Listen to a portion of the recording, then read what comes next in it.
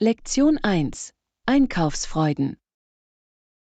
Hey Anna, hast du die Jacke gefunden, nach der du gesucht hast? Hallo John. Ja, habe ich. Es ist wunderschön und der Preis ist unglaublich. Das ist großartig. Ist es eine hochwertige Jacke? Ja, es ist erschwinglich und gut gemacht. Ich kann nicht glauben, wie viel Glück ich habe, es zu finden. Das ist ein Gewinn. Hast du vor, es zu einem besonderen Anlass zu tragen?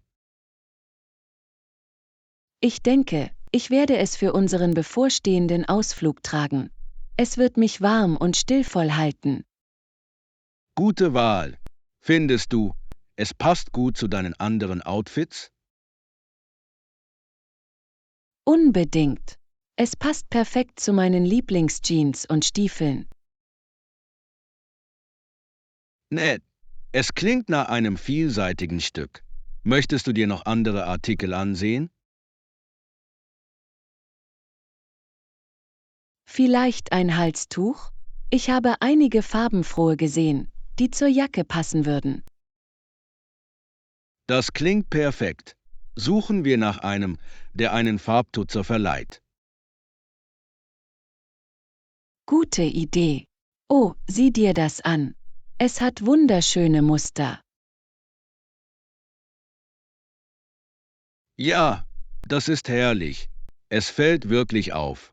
Sollen wir es bekommen? Ja, machen wir es. Wunderbar. Lass es mich für dich an der Theke einpacken. Vielen Dank, John. Ich schätze deine Hilfe. Es ist mir eine Freude. Mit einem Freund macht Einkaufen immer mehr Spaß. Lektion 2: Kaffeeabenteuer. Hey Anna, hast du in letzter Zeit neue Coffeeshops entdeckt? Hallo John. Ja, ich bin an ein paar Interessanten vorbeigekommen. Ich bin immer auf der Suche nach tollen Orten. Das ist aufregend. Hast du einen Lieblingsgeschmack, den du zu finden hoffst? Ich liebe Haselnüsse wirklich. Es ist so ein warmer, beruhigender Geschmack. Haselnuss ist köstlich. Ich selbst bevorzuge Karamell. Es verleiht dem Kaffee eine schöne Süße. Karamell ist eine gute Wahl. Mir ist aufgefallen, dass einige Coffeeshops sogar einzigartige saisonale Aromen anbieten. Ja, das tun sie. Ich habe an einem Ort einen Pumpkin Spice Latte gesehen, der im Herbst sehr beliebt ist. Das stimmt. Es ist erstaunlich, wie oft auch Besucher aus anderen Ländern neugierig auf diese Geschmacksrichtungen sind. Genau. Es ist eine nette Möglichkeit für sie, die lokale Kultur durch Essen und Trinken zu erleben. Haben Sie schon einmal ein Café probiert, das internationale Mischungen serviert? Hab ich. Ich habe einen Ort besucht, an dem es äthiopischen Kaffee gab, und der war ganz anders als das, was ich normalerweise trinke. Wie war's? Ich habe gehört, äthiopischer Kaffee hat einen einzigartigen und fruchtigen Geschmack. Es war fantastisch, sehr reichhaltig und aromatisch. Ich würde gerne mehr internationale Sorten probieren. Ich auch. Das Erkunden verschiedener Kaffeekulturen klingt nach einem lustigen Abenteuer. Wir freuen uns darauf, neue Geschmacksrichtungen zu entdecken und Kaffee aus der ganzen Welt zu genießen. Lektion 3: In der Stadt navigieren. Hey Anna, kennst du dich mit öffentlichen Verkehrsmitteln in dieser Stadt aus? Hallo John. Ja, das bin ich. Das U-Bahn-System ist sehr effizient und einfach zu navigieren. Das ist toll zu hören. Ich habe aber gehört, dass es während der Hauptverkehrszeit etwas voll werden kann. Es kann. Aber es ist normalerweise überschaubar, wenn Sie Ihre Reisen außerhalb der Spitzenzeiten planen. Guter Tipp. Hast du eine Lieblingsroute oder Linie, die du oft nimmst? Ich bevorzuge die grüne Linie. Es führt mich zu einigen meiner Lieblingsviertel und Parks. Das klingt nett. Gibt es bestimmte Orte, die du auf dieser Route empfehlen würdest? Definitiv. Es gibt einen schönen botanischen Garten und ein paar tolle Cafés. Perfekt für einen Tagesausflug. Ich liebe botanische Gärten. Sie sind so friedlich. Wie bezahlst du normalerweise deinen Fahrpreis? Ich verwende eine ÖPNV-Karte. Sie ist praktisch und spart Geld im Vergleich zu Einzeltickets. Das ist klug. Ich habe gesehen, dass einige Leute auch Mobile-Apps zum Bezahlen verwenden. Ja, viele Städte haben diese Option jetzt. Es macht alles so viel einfacher. Haben Sie jemals interessante Erfahrungen mit öffentlichen Verkehrsmitteln gemacht? Ich habe einmal einen Musiker getroffen, der in der U-Bahn gespielt hat, und daraus wurde ein spontanes Konzert. Das klingt unglaublich. Es sind Momente wie diese, die den öffentlichen Verkehr zu etwas Besonderem machen. Lektion 4. Fitnessspaß. Hey Anna, hast du in letzter Zeit darüber nachgedacht, an Fitnesskursen teilzunehmen? Hallo John. Ja, ich habe über Kurse wie Yoga und Zumba nachgedacht. Sie klingen lustig. Das tun sie wirklich. Yoga scheint großartig für Entspannung und Flexibilität zu sein. Genau. Ich liebe die Idee, inneren Frieden zu finden und gleichzeitig fit zu bleiben. Hast du es versucht? Habe ich nicht, aber ich habe gehört, dass es sehr beruhigend ist. Zumba klingt auch aufregend. Ja, es ist wie eine Tanzparty beim Training. Ich denke, es wäre ein Knaller. Das kann ich mir vorstellen. Glaubst du, du meldest dich bald für einen Kurs an? Das habe ich vor. Ich möchte mich bewegen und gleichzeitig neue Leute kennenlernen. Das ist eine tolle Motivation. Wenn Sie beim Training Kontakte knüpfen, kann es angenehmer werden. Definitiv. Außerdem ist es einfacher, engagiert zu bleiben, wenn Sie eine Gruppe haben. Ich stimme zu. Hast du irgendwelche lokalen Studios besucht? Ich habe ein Studio gefunden, das eine Vielzahl von Kursen anbietet. Sie haben sogar eine Probewoche. Das klingt perfekt. Es zuerst auszuprobieren ist eine clevere Methode, um zu sehen, ob es Ihnen gefällt. Ja, ich bin gespannt, welche Kurse Sie anbieten. Glaubst du, du kommst zu mir? Das würde ich liebend gerne. Es klingt nach einer unterhaltsamen Art, zusammen aktiv zu bleiben. Lektion 5. Kulinarische Köstlichkeiten. Hey Anna, hast du das neue Restaurant in der Innenstadt schon probiert? Hallo John. Ja, ich war letzte Woche dort und es war unglaublich. Das ist toll zu hören. Was hast du bestellt? Ich hatte die Pasta mit Meeresfrüchten und sie war köstlich. Die Aromen waren so frisch. Pasta mit Meeresfrüchten klingt fantastisch. Ich habe gehört, dass ihr gegrilltes Steak auch sehr zu empfehlen ist. Oh, das habe ich auf der Speisekarte gesehen. Das nächste Mal probiere ich es auf jeden Fall aus. Hattest du irgendwelche Vorspeisen? Ja, wir hatten Bruschetta. Es war der perfekte Start in unser Essen. Bruschetta ist immer eine gute Wahl. Was ist mit dem Nachtisch? Wir haben den Schokoladenlavakuchen probiert. Es war reich und dekadent. Das klingt wie ein Traum. Ich liebe Desserts, die eine klebrige Mitte haben. Ich auch. Es verleiht wirklich eine besondere Note. Würdest du gerne irgendwann wieder zusammengehen? Unbedingt. Ich würde gerne mehr von Ihrer Speisekarte mit Ihnen erkunden. Perfekt.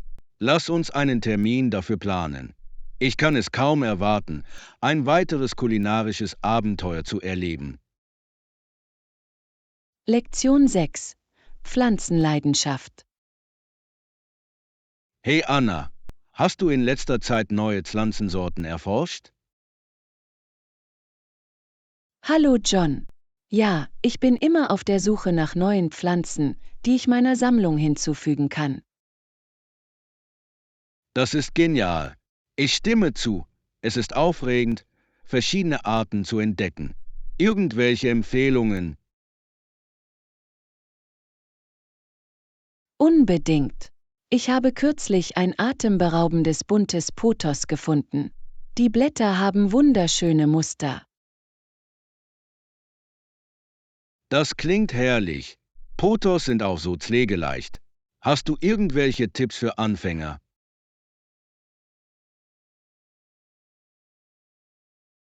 Sicher. Sie gedeihen bei indirektem Licht und müssen nur bewässert werden, wenn der Boden trocken ist. Perfekt. Ich habe auch von Schlangenpflanzen gehört. Sind sie so pflegeleicht, wie die Leute sagen? Ja, Schlangenpflanzen sind unglaublich widerstandsfähig. Sie können unter verschiedenen Lichtverhältnissen überleben. Das ist toll zu wissen. Ich denke darüber nach, mir welche für mein Heimbüro zu besorgen. Das wäre eine kluge Wahl. Sie helfen auch, die Luft zu reinigen, was ein Bonus ist. Wow, ich liebe das. Was ist mit blühenden Pflanzen? Irgendwelche Favoriten? Ich liebe Friedenslilien. Sie haben wunderschöne weiße Blüten und verzeihen ziemlich nachsichtig, wenn man vergisst, sie zu gießen. Friedenslilien sind wunderschön. Ich muss nach einem suchen. Glaubst du, sie brauchen viel Sonnenlicht? Ganz und gar nicht. Sie bevorzugen schwaches bis mäßiges Licht und eignen sich daher perfekt für Innenräume. Auf unsere Pflanzenabenteuer und auf die Schaffung unserer eigenen kleinen grünen Oasen. Lektion 7. Geschichte wiederbeleben. Hey Anna, hast du jemals darüber nachgedacht, wie Geschichte oft langweilig gelehrt wird? Hallo John. Ja, ich stimme voll und ganz zu. Die meisten Leute lesen nur aus Lehrbüchern und es wird langweilig. Genau. Geschichte besteht nicht nur aus einer Reihe von Daten, sie steckt voller faszinierender Geschichten und Erlebnisse. Unbedingt. Ich liebe es, etwas über das Leben historischer Persönlichkeiten und den Kontext ihres Handelns zu lernen. Das Gleiche hier. Dadurch fühlt sich die Vergangenheit nachvollziehbarer und lebendiger an. Haben Sie eine historische Lieblingsfigur? Ich bewundere Kleopatra wirklich. Ihre Intelligenz und ihre politischen Fähigkeiten waren für ihre Zeit bemerkenswert. Kleopatra ist eine gute Wahl. Ich bin auch fasziniert von ihrer Geschichte. Was ist mit Ereignissen? Die Renaissance fasziniert mich. Es war eine so lebendige Zeit der Kunst und Innovation. Einverstanden. Die Kreativität in dieser Zeit hat die Welt verändert. Hast du irgendwelche Dokumentarfilme darüber gesehen? Ja, ich habe einen gesehen, der sich mit Künstlern wie Leonardo da Vinci und Michelangelo befasst hat. Diese Künstler waren unglaublich. Ihre Arbeit beeinflusst uns noch heute. Definitiv. Ich denke, die Einbeziehung von Kunst und Geschichten in den Geschichtsunterricht könnte einen großen Unterschied machen. Das ist eine geniale Idee. Es würde die Schüler begeistern und ihr Interesse an der Vergangenheit wecken. Lektion 8. Netzwerkabenteuer. Hey Anna, hast du letzte Woche an der Konferenz teilgenommen? Hallo John. Ja, habe ich. Es war eine unglaubliche Erfahrung. Das ist toll zu hören. Haben Sie wertvolle Verbindungen geknüpft? Unbedingt. Ich habe mehrere Fachleute auf meinem Gebiet getroffen und wir haben Kontaktinformationen ausgetauscht. Das ist genial. Networking kann so viele Türen öffnen. Wer war deine Lieblingsperson, die du getroffen hast? Es hat mir sehr viel Spaß gemacht, mit einem Redner eines bekannten Unternehmens zu sprechen. Ihre Erkenntnisse waren inspirierend. Das klingt interessant. Was war die wichtigste Erkenntnis aus Ihrer Präsentation? Sie betonten, wie wichtig Anpassungsfähigkeit am Arbeitsplatz ist, was bei mir großen Anklang fand. Das ist ein relevanter Punkt. In der heutigen schnelllebigen Welt ist es entscheidend, anpassungsfähig zu sein. Genau. Ich habe auch an einem Workshop über effektive Kommunikationsfähigkeiten teilgenommen. Kommunikationsfähigkeit ist unerlässlich. Hast du bestimmte Techniken gelernt? Ja, wir haben geübt, aktiv zuzuhören und konstruktives Feedback zu geben. Diese Fähigkeiten sind von unschätzbarem Wert. Haben Sie das, was Sie in den letzten Gesprächen gelernt haben, angewendet? Hab ich. Ich habe versucht, während der Diskussionen mit meinem Team aktiv zuzuhören, und das hat einen großen Unterschied gemacht. Das ist fantastisch. Auf mehr Networking-Möglichkeiten und auf die Anwendung unserer neuen Fähigkeiten. Lektion 9. Reisegeschichten. Hey Anna, was ist das interessanteste Land, das du besucht hast? Hallo John. Ich habe kürzlich ein Land in Südostasien besucht. Es hat wunderschöne Tempel und atemberaubende Landschaften. Das klingt unglaublich. Welches Land war es? Es war Thailand. Die Architektur der Tempel ist einfach atemberaubend. Ich habe so viel über die Kultur Thailands gehört. Hast du irgendwelche berühmten Tempel besucht? Ja, ich habe Wat Pho besucht, das für seinen riesigen liegenden Buddha bekannt ist. Es war unglaublich. Das muss ein sehenswerter Anblick gewesen sein. Wie war die Atmosphäre dort? Es war friedlich und spirituell. Die komplizierten Details des Tempels waren faszinierend. Klingt nach einer wunderbaren Erfahrung. Haben Sie während Ihres Aufenthalts dort lokales Essen probiert? Oh ja, ich habe Pad Thai und Mango-Klebreis probiert. Sie waren köstlich. Das sind beliebte Gerichte. Wie waren die Aromen im Vergleich zu denen, die Sie zu Hause gegessen haben? Sie waren viel frischer und lebendiger. Ich habe die Balance zwischen süß und herzhaft geliebt. Das kann ich mir vorstellen. Hast du auf deinen Reisen irgendwelche Einheimischen getroffen? Ja, habe ich. Die Leute waren unglaublich freundlich und zuvorkommend. Es hat meine Reise noch besser gemacht. Das ist so schön zu hören. Reisen eröffnet wirklich neue Perspektiven und Freundschaften. Lektion 10. Sinnvolle Verbindungen. Hey Anna, ich dachte, wir sollten dieses Wochenende einen Tag ohne Telefon haben. Das ist eine gute Idee.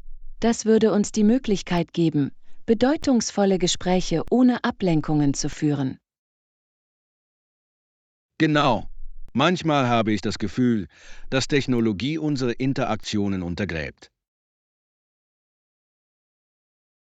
Ich stimme voll und ganz zu. Es ist schön, präsent zu sein und sich aufeinander zu konzentrieren. Welche Aktivitäten sollten wir machen? Wie wäre es mit einer Wanderung? Die Natur inspiriert immer zu großartigen Gesprächen. Ich liebe diese Idee. Wandern ermöglicht es uns, die Landschaft zu genießen und gleichzeitig frei zu chatten. Außerdem ist es eine gesunde Art, den Tag zusammen zu verbringen. Hast du einen Lieblingsweg im Kopf? Ja, es gibt einen schönen Weg am See mit atemberaubender Aussicht. Es ist friedlich dort. Das klingt perfekt. Wir können ein Picknick einpacken und das Mittagessen am Wasser genießen. Unbedingt. Ein Picknick würde das Erlebnis noch verstärken. Welche Snacks sollten wir mitbringen? Lass uns ein paar Sandwiches, Obst und vielleicht ein paar Kekse zum Nachtisch einpacken. Lecker. Das klingt köstlich. Ich kann eine Decke mitbringen, auf der wir sitzen können. Großartig. Ich kümmere mich um die Getränke und ein paar Stühle, nur für den Fall. Darauf freue ich mich schon sehr. Es wird erfrischend sein, die Verbindung für eine Weile zu trennen. Ich auch. Es wird eine wunderbare Gelegenheit sein, unsere Freundschaft zu stärken. Lektion 11. Abenteuer im Lebensmittelgeschäft. Hey Anna, bist du mit den Lebensmitteleinkäufen für die Woche fertig? Noch nicht, John. Ich habe vor, heute Nachmittag zu gehen. Was ist mit dir? Ich bin gerade zurückgekommen. Ich habe einige tolle Angebote für Obst und Gemüse gefunden. Hört sich toll an. Welche Früchte hast du bekommen? Ich habe ein paar reife Erdbeeren und saftige Orangen mitgenommen. Was ist deine Lieblingsfrucht?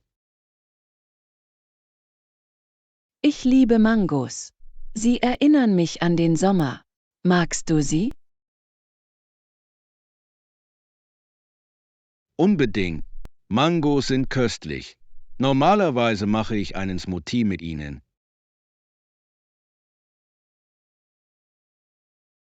Das klingt erfrischend. Was gibst du in deinen Smoothie? Ich füge Joghurt, etwas Honig und manchmal Spinat für zusätzliche Nährstoffe hinzu. Spinat? Interessante Wahl. Ändert es den Geschmack sehr? Nicht wirklich. Die Früchte übertönen den Spinatgeschmack. Du solltest es versuchen. Das könnte ich. Hast du noch andere Rezepte mit Obst? Ja, ich mache einen Obstsalat mit einer Mischung aus Beeren, Bananen und einem Spritzer Limette. Lecker. Das klingt bunt und lecker. Isst du es zum Frühstück? Manchmal. Es ist ein perfekter Start in den Tag. Was ist dein Lieblingsfrühstück?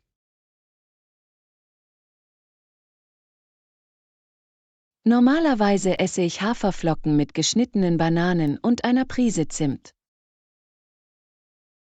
Haferflocken sind gesund. Möchtest du noch etwas hinzufügen? Manchmal füge ich Nüsse oder Beeren für zusätzlichen Geschmack hinzu. Es ist so sättigend. Das klingt köstlich. Ich sollte diese Kombination irgendwann ausprobieren. Das solltest du auf jeden Fall. Gesundes Essen kann Spaß machen und lecker sein. Ich stimme zu. Es macht das Einkaufen lohnenswert, wenn Sie wissen, was Sie zubereiten müssen. Lektion 12. Reisepläne. Hey Anna, ich denke darüber nach, einen Flug nach Paris zu buchen. Das klingt aufregend. Wann möchtest du abreisen? Ich peile nächsten Monat an, vielleicht gegen den 15. Perfektes Timing. Wie lange hast du vor, dort zu bleiben? Ungefähr eine Woche. Ich möchte die Stadt gründlich erkunden. Gute Wahl. Gibt es bestimmte Orte, die Sie besuchen möchten? Definitiv. Der Eiffelturm steht auf meiner Liste und ich darf den Louvre nicht verpassen. Das sind die Mustsehs. Hast du darüber nachgedacht, was du sonst noch tun kannst? Ich würde gerne durch Montmartre schlendern und lokales Gebäck probieren. Oh, Gebäck in Paris ist das Beste. Hast du einen Favoriten? Ich liebe Croissants. Sie sind so flockig und butterig. Was ist mit dir? Ich bin ein Fan von Macarons. Es gibt sie in so vielen Geschmacksrichtungen. Lecker. Die muss ich auch probieren. Planst du bald irgendwelche Reisen?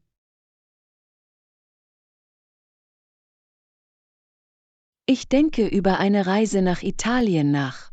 Ich möchte Rom und Venedig sehen. Das klingt unglaublich. Italien hat eine so reiche Geschichte. Was ist deine Hauptattraktion? Ich möchte wirklich das Kolosseum sehen. Auf Bildern sieht es beeindruckend aus. Das tut es wirklich. Und das Essen in Italien ist auch ein großer Anziehungspunkt, oder? Unbedingt.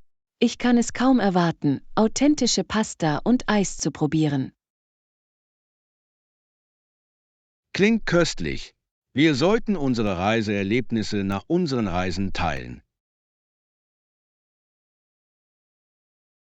Ja, machen wir das. Es wird Spaß machen, unsere Erfahrungen mit unseren Abenteuern zu vergleichen. Ich freue mich drauf. Reisen ist eine wunderbare Art zu lernen. Lektion 13. Familiäre Verbindungen.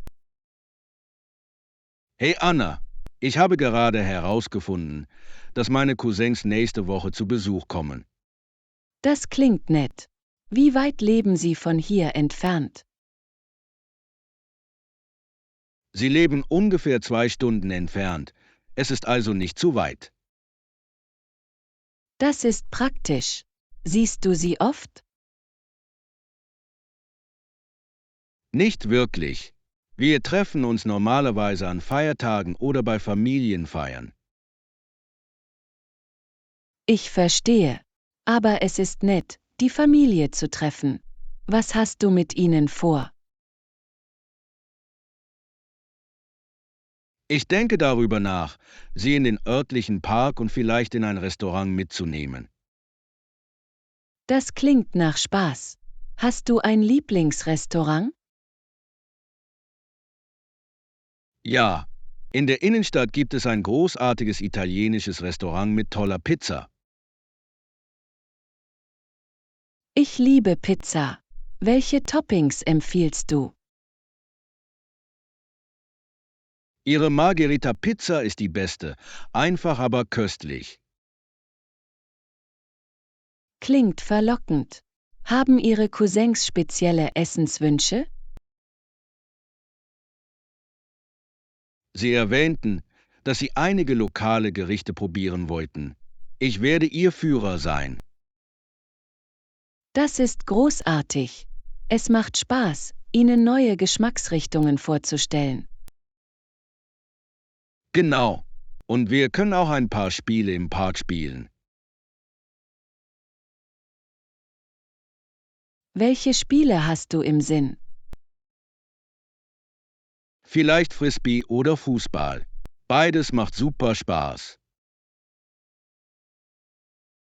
Das sind großartige Entscheidungen. Machst du oft Sport? Ich versuche es, besonders an den Wochenenden. Es hält mich aktiv. Ich sollte mich dir irgendwann anschließen. Mit Freunden macht es immer mehr Spaß. Unbedingt. Je mehr, desto besser, wenn es um Sport geht. Lektion 14. Unterwasserwunder. Hey Anna, ich bin gerade vom Schnorcheln zurückgekommen und es war unglaublich. Das klingt unglaublich. Was hast du gesehen? Ich habe bunte Fische und sogar eine Meeresschildkröte gesehen. Es war magisch. Wow, eine Meeresschildkröte. Waren sie groß?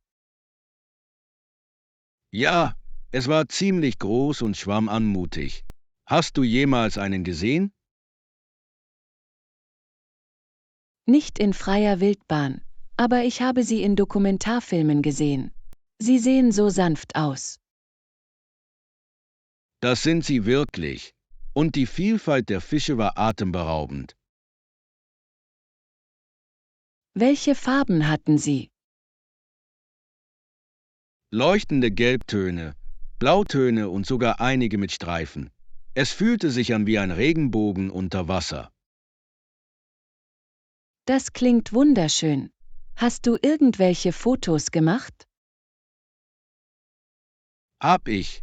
Ich habe einige unglaubliche Bilder von Fischen und Korallen gemacht. Ich wette, sie sehen fantastisch aus. Hast du ein Lieblingsbild? Ja, einer von einem Clownfisch, der aus einer Anemone herausschaut. Es ist so süß. Clownfische sind bezaubernd. Hast du beim Schnorcheln etwas Interessantes gelernt? Ich erfuhr von der Bedeutung von Korallenriffen für das Meeresleben. Sie sind wie Unterwasserstädte. Das ist faszinierend. Es ist so wichtig, unsere Ozeane zu schützen. Genau. Nachdem ich alles gesehen hatte, fühlte ich mich inspiriert, mehr für den Meeresschutz zu tun. Das ist eine großartige Denkweise. Vielleicht können wir uns gemeinsam freiwillig für die Säuberung der Ozeane engagieren. Das fände ich toll. Das wäre ein sinnvoller Weg, um etwas zu bewegen. Lass es uns planen. Es ist immer gut, Spaß mit Umweltschutz zu verbinden. Ich stimme zu. Außerdem könnten wir zusammen noch mehr Unterwasserwunder entdecken. Lektion 15. Teamwork triumphiert. Hallo Anna, hast du darüber nachgedacht, wie sich unsere Fähigkeit zur effektiven Zusammenarbeit auf unsere Projekte auswirkt? Hallo John. Ja, Teamwork ist entscheidend. Es fördert wirklich Kreativität und Problemlösung. Unbedingt. Wenn wir unsere Fähigkeiten kombinieren, können wir so viel mehr erreichen. Genau. Verschiedene Perspektiven führen zu innovativen Lösungen. Was gefällt dir an der Zusammenarbeit am besten? Ich liebe Brainstorming-Sitzungen. Sie sind immer voller Energie und großartiger Ideen. Ich auch. Es ist aufregend zu sehen, wie sich Ideen entwickeln, wenn wir zusammenarbeiten. Denkst du, wir sollten ein regelmäßiges Brainstorming-Meeting veranstalten? Das ist eine fantastische Idee. Es würde unsere Kreativität am Laufen halten und unsere Teamarbeit stärken. Ganz gewiss. Schließlich sollten wir unsere Erfolge feiern, ob groß oder klein. Ich stimme zu. Die Anerkennung unserer Leistungen stärkt die Moral und ermutigt alle. Wie wäre es, wenn wir nach unserem nächsten Projektabschluss eine kleine Feier planen? Das klingt perfekt. Eine kleine Feier kann das Team wirklich zusammenbringen. Genau. Es ist wichtig, die harte Arbeit zu schätzen, die wir alle geleistet haben. Lektion 16. Neugierige Köpfe. Hey Anna, ich habe in letzter Zeit viel über das Universum nachgedacht. Das ist interessant. Worauf bist du neugierig? Ich finde gerne Antworten auf viele Fragen, die ich habe. Das verstehe ich. Was ist eine deiner größten Fragen? Ich habe mich immer gefragt, was hält die Sterne am Himmel? Das ist eine tiefgründige Frage. Ich denke, es hat mit der Schwerkraft zu tun, oder? Ja, die Schwerkraft zieht alles zusammen. Aber es ist faszinierend, wie das funktioniert. Das ist es wirklich. Das Universum ist so riesig und rätselhaft. Hast du schon einmal in die Sterne geschaut und dich im Vergleich dazu klein gefühlt? Definitiv. Da wird einem klar, wie groß alles ist. Und es weckt Neugier auf andere Planeten und Galaxien. Genau. Glaubst du, es gibt Leben auf anderen Planeten? Ich hoffe es. Es wäre toll, neue Lebensformen zu entdecken. Das wäre unglaublich. Stell dir vor, wie sie sein könnten. Richtig? Sie könnten ganz anders sein als wir. Es macht Spaß, darüber nachzudenken. Welche anderen Fragen haben Sie? Ich wundere mich oft über schwarze Löcher. Wie entstehen sie? Oh, schwarze Löcher sind rätselhaft. Sie entstehen aus kollabierenden Sternen. Das ist so faszinierend. Ich finde es toll, wie die Wissenschaft uns hilft, diese Dinge zu verstehen. Ich auch. Das Lernen über das Universum öffnet unseren Geist für neue Ideen. Ich stimme zu. Es ist eine unendliche Entdeckungsreise. Bitte abonniere, like und teile unseren Kanal. Deine Unterstützung hilft uns, noch mehr großartige Inhalte zu erstellen. Danke.